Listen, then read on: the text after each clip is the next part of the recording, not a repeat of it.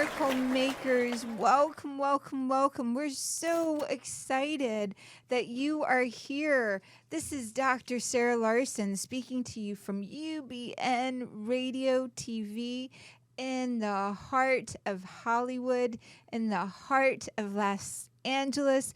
And with me is my amazing, gorgeous, sparkling husband, Greg Larson. Welcome, miracle makers. It's another exciting conversation we have in store for you today. It's been an amazing experience, and I so love sharing this time with my beautiful, amazing, talented, creative, just like someone who always brings mystery and magic and miracles into my life, my beautiful wife, Dr. Sarah. Yay! And today we have in studio with us the author of Unbinding the Soul. She is a magnificent teacher, healer, doctor, and just a transformational expert. We've got Barbara Raven Lee, Ph.D. Yay.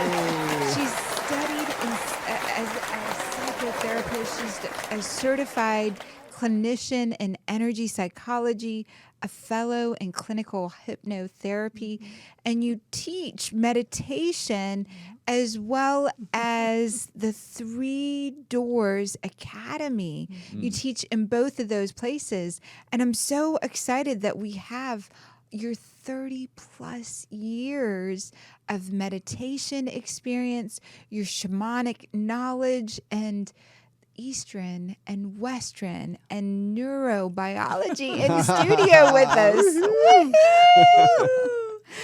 Welcome, welcome. It's been such a brilliant trip that we've been on together. And we are talking today about some of the miracles that happened. And my husband and I just moved from one home to another home. And we're still moving. We're still moving. Unpacking, that is. Yeah, we've moved. I'm just unpacking. We moved in literally 2 days, 2 truckloads and 4 little mini truckloads worth of stuff within 48 hours from one location to another location. And I'd love for you to share that miracle, baby. Well, it's a miracle of friends and intuition, and it all started back in early December. We were going to move out of our old place in the spring, and it was a Friday evening, I remember it, and Sarah looked at me, she goes, I think you should look now. And I was like, oh my God, we got the kids' birthdays. Both our kids are born in December, so we got birthday parties, and we got the holidays, all stuff like that. I'm like, I don't even want to look at this until after the holidays. I'm just too, there's too much going on. She goes, just look, please. So I turn on the computer and I look on this one site and it said posted 6 minutes ago, this place. I was like, wow. And it was like perfect of all the stuff I know Sarah enjoys. It was really perfect. And so I inquired, and the next day I heard back, and Monday we went and looked at it. And of course in the valley, there's this huge fiasco now with this natural gas leak in Porter Ranch. And so there's nothing available in the valley. Everybody's looking for a place to live temporarily, and there's just no availability. And so I show up, and there's people before us, and there's hordes of people after us. And the guy, the property manager who's showing us the place, he shows us to it, and he goes, are you from Minnesota by chance? I said, yes. He goes, where are you from? I'm from Forest Lake. He goes, I went to Forest Lake High School. No way, I went to Forest Lake High School. And we both said we've met people from Minnesota, all throughout our life, but never anybody from the same high school. So he emails me later on that day, and he says, if it all checks out, you were at the top of my list. And it's like to get a place and to have it come that easily truly was being in the mystery, and I would call it miraculous. And then, within the week, we were signed up, we were in, and then a few weeks later we moved. It all happened so fast. And it was just like all of our friends came together and support us. It was truly just like no stress, in the flow. And, when you have those intuitions like that, when you sense that, I think we all do, but Sarah happens to have a huge heart. She's always been such a profound expression of love, and those things come from the heart. And of course, her heart was a little more persistent this time. And honey, stop throwing up objections and just look, I'm getting a hit. Right now, the universe is saying, look right now, because 6 minutes ago, something was posted and it's going to be perfect for us. And I went and got the place. Wow. And she never even saw it. We signed the lease, we paid the deposit, everything, and she never even went and looked at it. And now that we've been in there for a few days now, she's like, this is perfect. So it Yes. all worked out, and it was So, amazing. miracle makers. Miracle makers, listen up. up. Dr. Sarah speaking right now. Well, we almost called this show Happy Wife, Happy Life. Yes. I need every miracle and mystery to come together so I can make a happy And wife for a it's happy a life. brilliant gift that we get to give each other, because it's taken years for us. I shared this with my husband repeatedly. I said, powerful people pay me a lot of money to listen to my opinion. And I say, and those powerful people are devoted to peace. They're devoted to, and I get to choose who I get to work with, making miracles happen. Medical miracles, financial miracles, and those that I work with truly. And so for years I've said this to my husband, just listen. Well, not only they listen to your opinion, but what I'm really getting right now is that you are, because I was thinking about this earlier today, I'm like, I'm this kid who grew up in the country in Minnesota, not really exposed to any of this. So I still look at it when you're doing, channeling for people or offering guidance. I'm like, how do you do that? Where do you get that from? And truly, it's so obvious now to me. It just comes from the heart.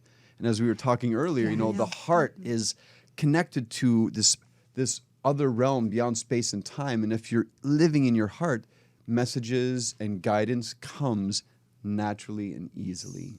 So bravo, Dr. Sarah. Yay, thank you. And this is one of the reasons that I really wanted Raven on the show. And this is our third show. And it's and I've done another show on another network with 25 million subscribers. This one was so important because when I saw you for the first time in one of the events that we were co-leading in the Valley, my heart opened, Dr. Lee. My heart expanded in your presence. And one of the meditations you led at a different event, it was incredible because as I was describing what happened in the meditation, we then saw on the back of on your back and the tattoo. That's right. And so, Miracle Makers, I wanted to bring you someone miraculous that will blow your mind and your heart and your spirit wide open. This is a wise, wise woman that's traveled the world and has sat at the feet and studied with many masters and is now very much on her own. One of the messages that you were given where you are to embody the feminine awakening. And so can you tell us a little bit about that? Well, first, I like to say thank you, Dr. Sarah and Greg. It's so, I really feel when I walk in here, the energy, the heart connection, and how this is really about raising consciousness, coming from the heart, coming from wisdom. It's not about raising consciousness so we can become more powerful or who has a better gift. Yes. But this is a shared gift, a gift from the heart so that we could have a better community globally, connecting with one another. So thank you. Oh, it's so a delight. welcome. It's a delight to be here.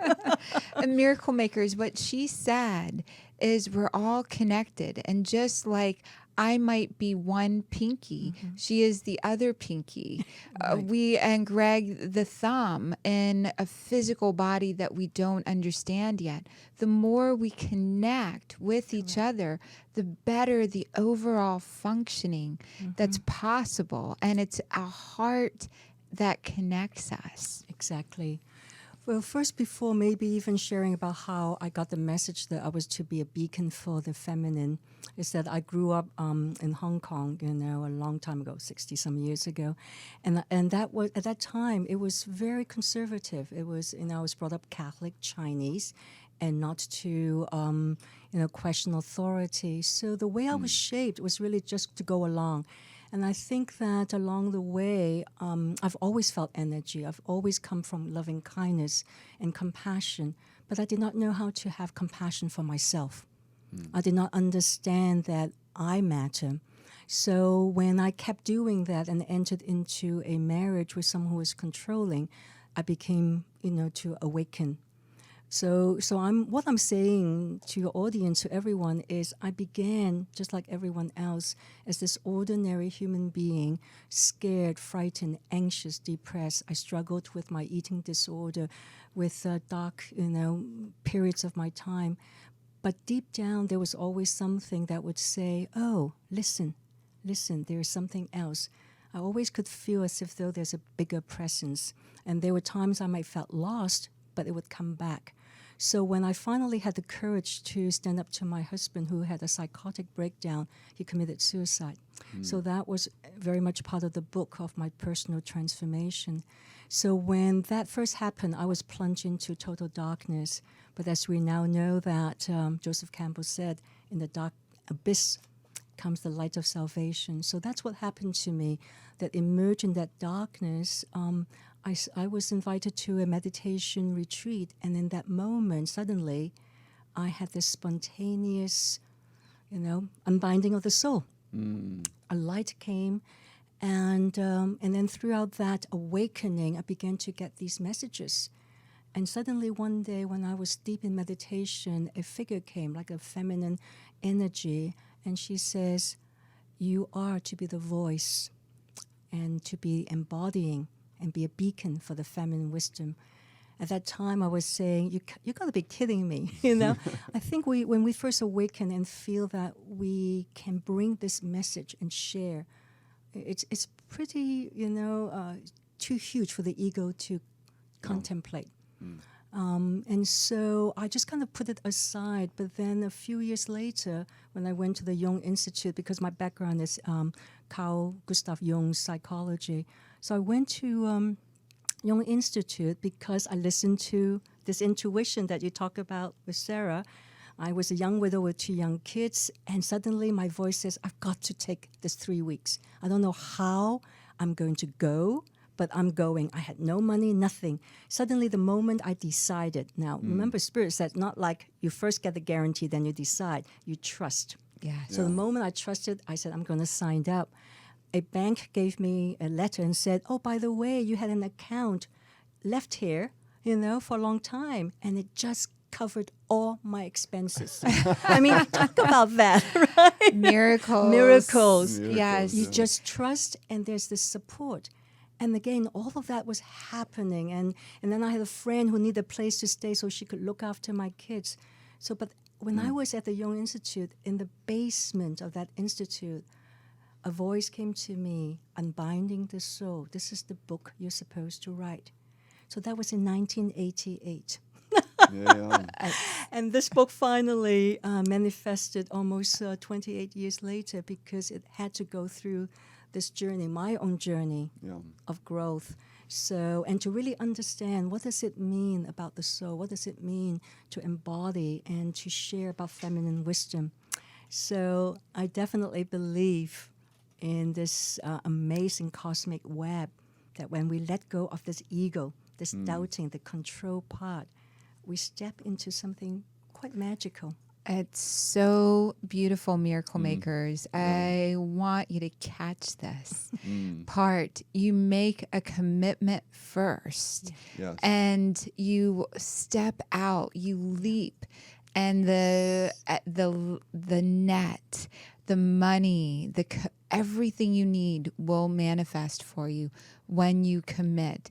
You don't have to know how, but when there is a true calling to your soul, this is what happens. Your book is so brilliant. I'm going to just read a sentence or two from here. I'm reading Dr. Raven Lee's book called Unbinding the Soul. And if you were in studio with us, you would see it's hard to believe that she was 60. Something happened 60 years ago. She looks so beautiful and so young. And you can always vibrant, alive, join us on air to catch our guest live in studio as well. And she is so beautiful. And as I'm reading this and looking across, these are her words. By letting go of my fear and judgment, the repressed rage that was my shadow was now given a rightful place. I took time to listen to the forbidden anger of generations of women in my lineage. I heard my grandmother's anguish in having to give up the school that she founded for destitute children. I heard my mother's anger at being used and betrayed by men in her life, particularly my father.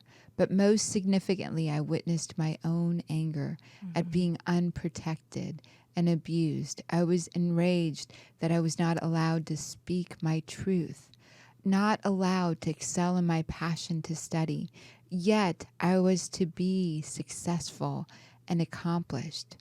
One by one, decades of undigested, silenced anguish began to surface.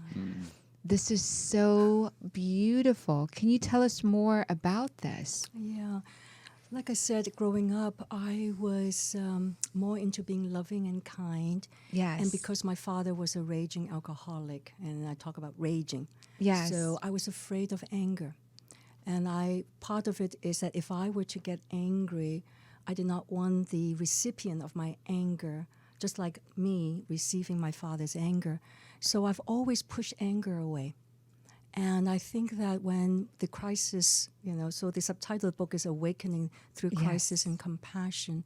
So following the suicide of my husband, when I awoke to cosmic consciousness and his soul came, and there was this love that filled all of, it's like there was no thoughts. It was just this love that was beyond anything I've experienced. It was not the love that we both experience as human. So from that love, like Craig was saying, my heart opened. And for the first time, I felt this compassion for myself, for the child that was molested, that was, abused. And I think from that, I was so afraid of the anger. And as, a therapist for almost 40 years, I understand when people first come to me, they're so afraid of their anger. And so they push everything there, and then suddenly something happened and they flip the lid. Then they feel ashamed afterwards, and they go through this cycle. So that happened to me. So finally, when I felt my heart was opening so vast, like a mother that can embrace her angry child and say, here's a place for you. I think that all parts of us simply need to be embraced and acknowledged. So it is about finding that, for me, the greatest miracle is opening that light within us, So miracle makers, it's so profound. There is a light within us that shines constantly, and our compassion to ourselves, rather than being in a reactive pattern, rather than circling around the same an emotional outburst and then compensation and shame for the emotional outburst, and then praying that emotional outburst doesn't happen again, or going to the source. Going to the source of your light and letting the light awaken the deep compassion that lives within us. And I'd love your thoughts. It's just such a powerful conversation, because it's, that when the anger comes up, I guess it needs to be released, or it does come up, always almost unconsciously, so we can't control it anyway. Exactly. So to have the tools and the awareness and the support that says you're forgiven before you do anything, which is what we offer each other. Sarah and I offer that to each other, because when the anger comes up, it's certainly not pretty. It's it's nothing anyone would want. It's like uncomfortable, all those things, and yet it's there, and we can both see it now. And if you can bring consciousness into it, so you can say, you're forgiven, and let's move forward now, knowing that a little bit more has been burned up, a little bit more has been released. Because until it's all released, and I don't know when that is or what's the point that does happen, until it is all released, it's going to come up, and you have to offer yourself extreme forgiveness. And for those closest to you, your partner, your children, your parents, hopefully they're on board and can offer that forgiveness all too. So, miracle makers, there's two keys that were shared there. One in which you practice radical forgiveness of those that you love. You share and you say to them, you're forgiven before you do anything. And then the second piece of that is you say that to yourself. Yeah. You say to yourself, you're forgiven before you do anything. It's so key. And then Dr. Lee, what I love that you're offering is generational healing in this expression. The sins of the father or the mistakes of the previous generations are left on us. It's a biblical phrase. It shows up in the sins of the father are bestowed upon the children. It's shared in various sacred texts. It's written in our DNA. What we do not experience and take accountability for and process is then passed on to our children. We're seeing this with post-traumatic stress disorder. The brain development is different. The neurobiology, the emotional personality that can be formed is passed on. And so what was an aha moment around the generational healing for yourself? That's a very, very good question. I think for me, this generational healing, because I first had no idea that this is all passed down. And of course, when I began to feel awaken and connect to being called to go into the shamanic field, and of course, shamanism is about connecting to the web of oneness. Yes. And so the more I connected to that, suddenly I began to see images, so that when I began to become angry, I saw faces of my grandmother, I saw and I hear voices. And so I realized that something lived within me. And of course, now science have actually demonstrated that. Yes. You know, I mean, it's so amazing. We are entering into the 21st century of science and spirituality, that our familial lineage lives within us. And so, you know, this is so important, so that when I go in for my own healing, I know that when I'm connecting to my anger, it's not just the anger of this lifetime, anger of, like I said, I felt the anger of my mother. I could see, literally, one of my gifts that came is that the more that I clear myself, the more the light shines within me, the more I'm able to sense the energy field. You know, you just sense it. So when people start telling me about their story, I see images, I see stories, and then someone's father will appear as a soul to say, please ask for forgiveness for me. Yes. You know, so that is like, oh, wow. So when I began to actually see it and hear it, and felt that dancing within me, the entanglement of the centuries, but not just of my mother. I could also see how with my father, he didn't have the right guidance. Yeah. He was told by the men that you have to work hard, you have to be successful, and his fear of that. So he went into just playing. Forget it, I'm not going to do that. So I could see how when we have this external pressure, it passed down from generation to generation until, like you said, we open our heart wisdom. Because actually deep in our heart, you know, there is this beautiful crystal within us. And that is why I also say that when we open our heart to compassion, compassion literally means that you feel the suffering of the other. And without suffering, in a ironic way, we won't open our hearts. So many traditions share it's through a broken heart that the light comes in. Exactly. And so many of us try and protect our children from any harm or try and protect ourselves. Yeah. And we build barriers to that. Is the teaching that through meditation and the teaching that you do at university, what's the point that you want to get across? Dr. Lee, during those times, there's this crystal, miracle makers, there's this crystal There is, yeah. that lives in our heart. And we, in metaphysics and in science, are now uniting the two to really show that we don't just have two strands of DNA. We have a lot around our DNA and multiple strands. And when we become more crystal clear in what we want and what we're here to do, the more of our DNA comes online. And I break up the word compassion into a compass and the word passion, and passion into passing ions, passing energy. Beautiful. And our hearts are the compass.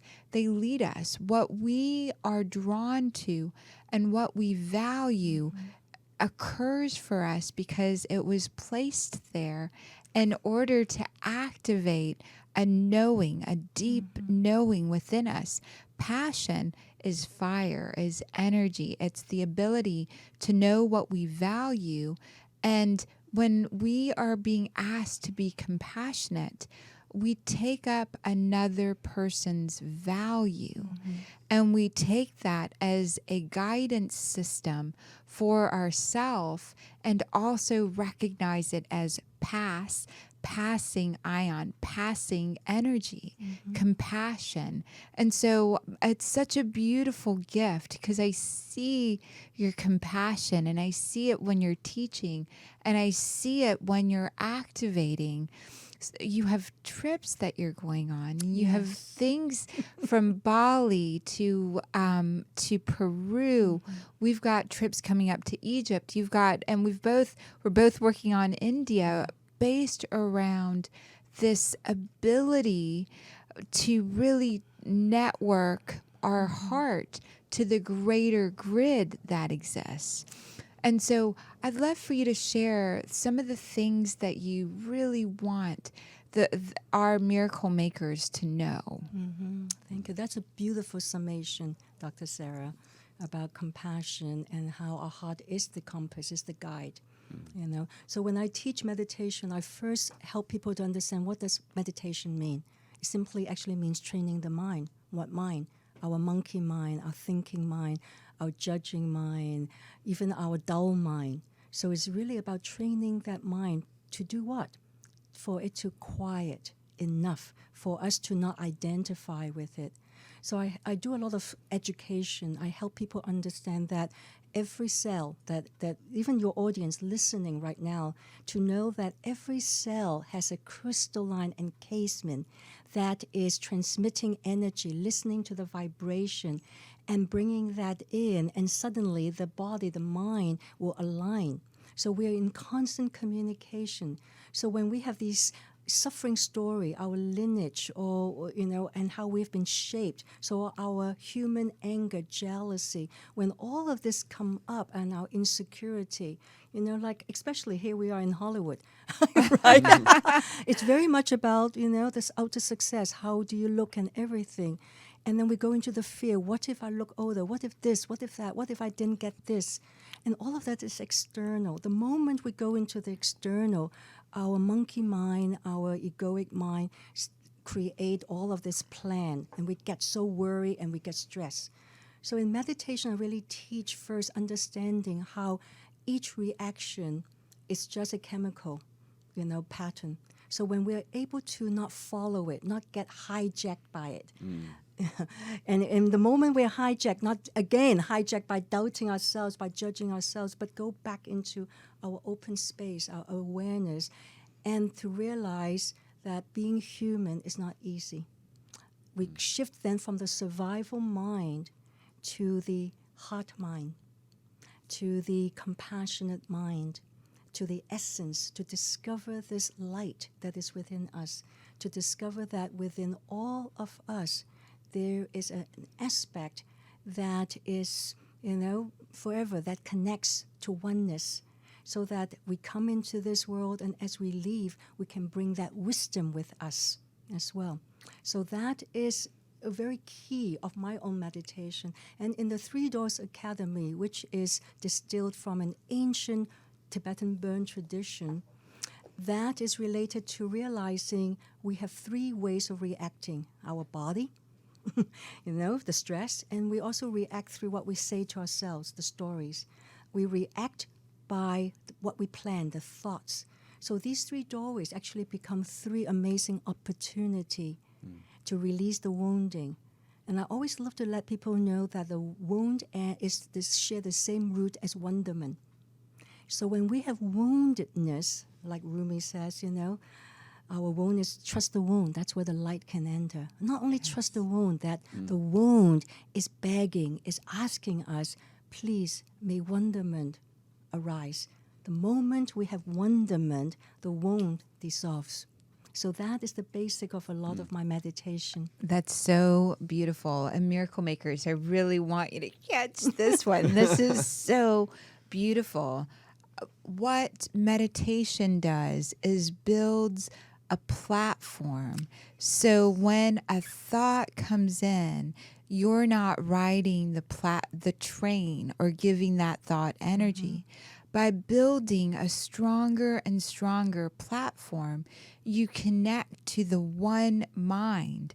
The one mind then becomes your platform, and you're able to enter into every experience with at least 3 doors of ways to respond on a day-to-day life, every day, every moment, because you've put time in connecting with meditation, connecting with the quote-unquote monkey mind until you're no longer riding the different places your monkey might lead you, that mind might lead you. You've got this platform to oneness. That platform to oneness takes whatever wounding day-to-day activity into a space of wonder. That space of wonder then becomes miraculous. Yeah. Beautiful. Beautiful. Yes. I can't wait to Beautiful, Sarah. Oh, thank you. Hear more of your miracles. Greg shared a miracle that happened for us this week. And any miracle or any of the things that you've seen that will blow the miracle makers' minds away and say, wow, what are some of those things that you'd love to share? Well, maybe there is one, even like my name, how I got my name. My birth name is Barbara. Raven is a name that came from like a miracle. So I was in the Northwest, near Vancouver, Seattle area. And at that, where they are, there's the Haida tradition, and the raven is their amazing, guide. So I was in this hypnotherapy training. I was in this master program. So during a trance state, as I was lying there, during the whole weekend, I would start seeing raven. I had no idea. I've never seen them before. And so when I was in that trance state, suddenly I experienced this excruciating pain. Like my whole body was being like twisted and all of that. But as I relaxed into it, I felt that my face started shifting into the raven's beak. And suddenly, and the person sitting there holding space for me said that my face just lit up and I was off. I became this raven energy and I flew with the raven tribe. And raven in the Haida is the messenger from the void. So when I returned to my body, they said, you are to take on this name. So it took me, 7, 8 years before I changed it legally. But in and of itself, it's about receiving the mystery, trusting, allowing. So that was an amazing mystery and miracle that happened to me, that when I go back there, I can still feel what it was like in my body, And so they come to me, they talk to me, so they're like... So ravens come to you and they communicate and messengers from the void and miracle makers from the beginning of time every documented, whether it's on the temples in Egypt, whether it's in India, there are the power associated with the name. The goddess Isis is the goddess of 1,000 names. And Raven, when we take on a new name, especially when you've experienced it yourself, when you've experienced being that energy and it's with you physical, something you've seen with your own eyes, you take it on, and what we give name to, we have power over as well. And so that declaration of this is my name bestowed to me from the void that came through me is what I hear you saying is one of the most profound miracles that you've experienced, which is quite extraordinary. Yes. And I'm going to segue just for a second into this weekend. I'm speaking, and they bestowed the name Boss Babes. Yeah. Boss Babes. They've identified me as a boss babe, which I just think is fantastic. I'm in Orange County this weekend as a boss babe with 8 other for this real how connection builds and allows us to create more. It's on my website. It's on my Facebook page. And if you want to come hear the boss babe speak along with 7 other boss babes. I would add the heart-centered boss babe, the psychic medium boss babe. It's being put together by, if you're able to see me, I'm wearing one of her designs. Her name is Marissa Tenzin, and she is the designer for the Orange County housewives. And she's seen all over the internet. She's everywhere on television. And so I'm just giving a little shout out. And I'm wearing one of her designs in studio today. And I'm so excited to be speaking in Orange County and that area. And so just Boss Babe and the name game that we all, this name game, what we can name becomes so important to really understand. When you see in session, you shared, you'd see a person's father, you see the energy, and you give that person a naming of this experience that was before just a dark energy or a blah or molecules of emotion that were entangled and stuck in the body. Can you share some of those experiences? Yeah. Well, we are really talking about quantum physics, Yes. isn't it? Yes. And Candace Pritt's work, which I know is in your book. It's in my book, Molecules of Emotions. Unbinding the Soul by Dr. B. Raven Lee, which is so beautiful. And so speak a little bit about that. So even in the ancient shamanic tradition, we understand that everything, there's an invisible field. By the way, the word shaman is actually a Siberian word that means based on samon, which means the one who sees in the dark. But what it means is really the one who sees the invisible. The invisible is the waves. So science, quantum physics says that there's always waves. Like in this room, there's waves. And what the audience are listening are waves. But the waves get transmitted so they can hear something that they can, it's been decoded. So it's manifested as a particle.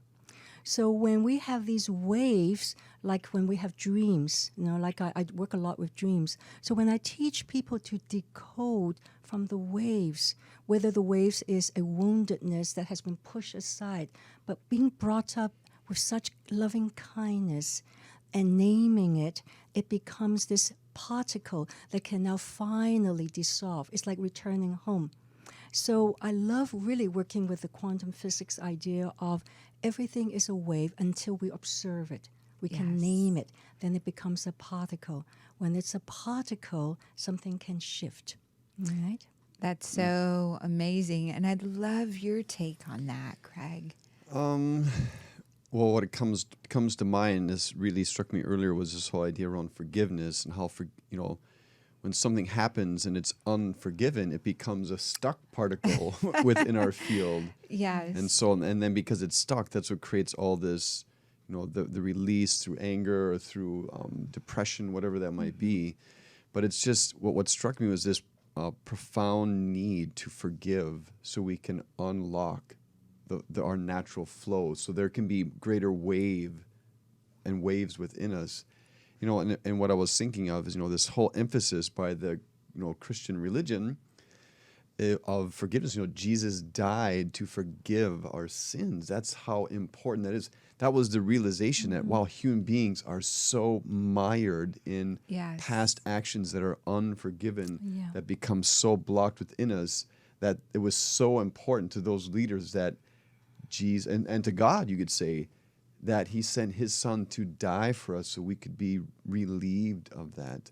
So miracle makers, it's so important to journey in forgiveness and harness all the tools you can to forgive yourself, to forgive others, so you can open yourself up to the true miracle you are.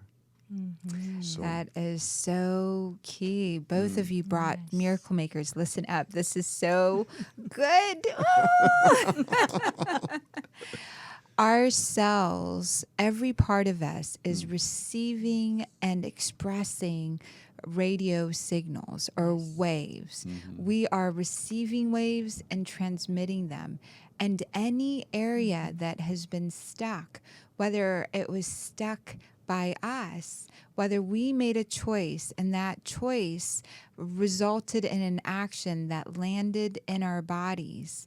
Let me say that another way. If I behaved badly and I am still judging myself for it, and that is a transmission that's happening in my body, what winds up occurring is, if I forgive myself, that aspect that was unforgivable, even to myself, is no longer transmitting a signal saying, please forgive me, please forgive me, please let me be free, please let me be free.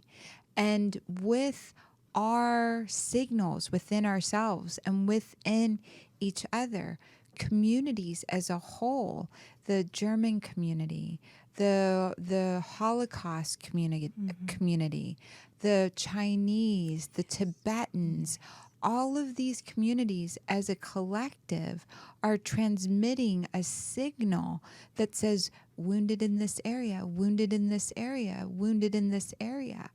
And if you are of that particular lineage or particular faith, for you to do the work unbinds the signal for everyone within that a heritage, within that frequency, from past generations and forward generations. And it results in your personal life as extraordinary miracles that you get to receive on a regular basis, because all of this energy was stuck for a long time, possibly for generations.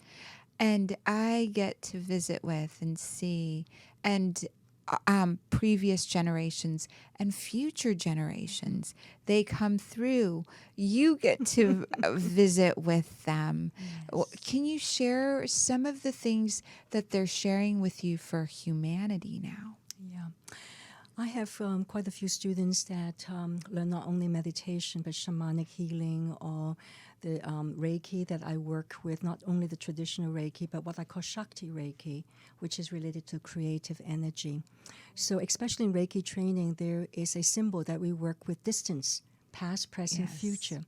So the students, when they go into that training, they are amazed that it's like as though it's a portal. They could see that as they heal the pain within themselves, suddenly they get a call from their mother, as if though something has shifted. Or that they realize is that their children, when they're around their children, they feel this opening. So in that opening, when they heal themselves, they are truly miracle makers because they are at that moment become the vessels of light. So they recognize that DNA within them, as they clear it, because a lot of people can go into regret to say, oh, if only I had done this before I had kids, then maybe I won't pass that DNA to them. And I try to help people understand it's not about regret. It's that every moment until we awaken has been our lesson, has been a gift. So when we first awaken in shamanic tradition, you can actually go back in time and heal. And the moment you go back in time and heal, at the moment of conception of your children, or you see your children now, their energy field begin to heal. You know? Yes. So it's so beautiful, and they are really taking it out. So I have students who are not only, they are also financial, they're in the financial field, lawyers, doctors, nurses, therapists, homemakers. So I feel really blessed. Yes. I feel really extremely blessed. But the most important, I really want to, perhaps for the miracle makers, that every moment, take a moment and breathe. We forget that every moment there's a miracle waiting for us to connect to the warmth of the breath around us, through the stillness within us, through the silence. In the silence is actually all the awareness, all of the creative force. It's already there. And we can be inspired at every breath. We can awaken to how amazing this human incarnation is, instead of trying to bypass our pain, trying to say, I don't like this human life, and pushing away our suffering. But to realize that every moment we suffer is seeking us, like you say, into wonderment. I think that's the greatest miracle. Yes, awesome. How can we learn more about you? Where shall we go to find more out about unbinding the soul and about you, Dr. Lee? Yeah. I have a website called Integrative Wisdom Path, but you can also Google Raven Lee, and my name should pop up. I have a Facebook page of Unbinding the Soul. It's available through Amazon Bookstore. And by the way, all the proceeds benefit the Tibetan Burn community, a retreat center, a school that offers free education for Tibetan refugees in India from beautiful. elementary to high school, and also this clinic in remote part of Nepal that give free medical care but train young girls to become nurses and doctors.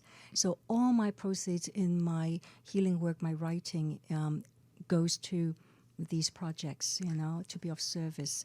So, and then also, like I say, the best is you just Google my name. It should come up.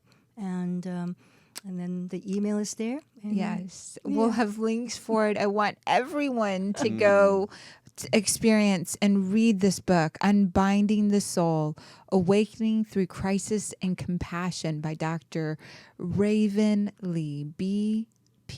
Raven Lee. Thank you so much. Thank you so much. Thank you. And I'd love for you to share this week, what would you like our listeners to really, where would you like them to go?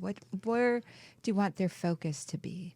Well, what God was speaking to me today through this whole conversation was this whole idea around just radical forgiveness. You said it. Yes. It's like it truly does. That's what unbinds the soul. I think that's a big part of that. So whatever you need to do, go on YouTube, look up forgiveness, search for podcasts. We've got it on our website, Dr. Yeah, Sarah and there is Larson. a forgiveness Yes. thing on your website. Yeah, and so there's just this week, make it a point to learn something new, to expose yourself to something new around forgiveness and even radical forgiveness, and take a new step in unbinding yourself so you can embody being a miracle maker and contributing your gifts to the world. Greg Larson has a great podcast called Living with Tolle. Mm-hmm. When they release a podcast, it's the #1 podcast over Oprah, sometimes, and over Eckhart Tolle's work as well. And they've got so much about forgiveness on livingwithtolle.com. And so I would love for everyone to visit and find and we've got some of it on Dr. Sarah Larson. com as well. And I feel so connected to the mind, body, spirit aspect. I love helping friends, and I love my friends that help us. We've got one that I really want to highlight this week is Dr. Lori Cardellino. She is a naturopathic doctor. She's also an amazing dentist. She's our dentist for us and for our kids. And so I would love for everyone to go visit Dr. Raven Lee, our website, drsarahlarson.com, which will have links to Living with Tole, and also Holistic Dentistry in Ventura. Our bodies, our teeth especially, are the way that we feel so connected to our ability to shine from time to time. And she has helped me so much. And she's helping our family and our kids. And so it's holisticdentistventura.com. And I look forward to seeing you guys next week. Thank you so much.